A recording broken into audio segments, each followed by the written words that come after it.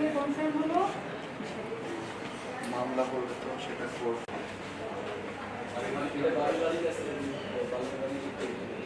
এবং আমরা অত্যন্ত দুঃখিত যে সেই পরিবারের 9 জনের মধ্যে গতকাল পর্যন্ত 7 জন মারা গিয়েছে। তো আমরা ইতিমধ্যে একটি তদন্ত কমিটি গঠন করা হয়েছে সিটি কর্পোরেশনের পক্ষ থেকে। তদন্ত কমিটির রিপোর্টটা পেলে আমরা এ বিষয়ে আসলে কাদের গাফিলতি ছিল সেগুলো আমরা ব্যবস্থা নিতে পারবো।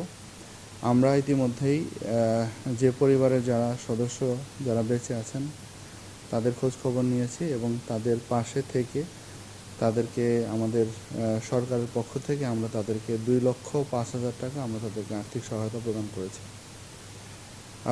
আমরা সবার ক্ষেত্রে বলতে চাই যে আপনার ঘরের ব্যবহার্য যে ইলেকট্রিক লাইন আছে বা গ্যাস লাইন আছে সেগুলো ব্যবহারের ক্ষেত্রে আপনি নিজেও একটু সতর্ক হবেন।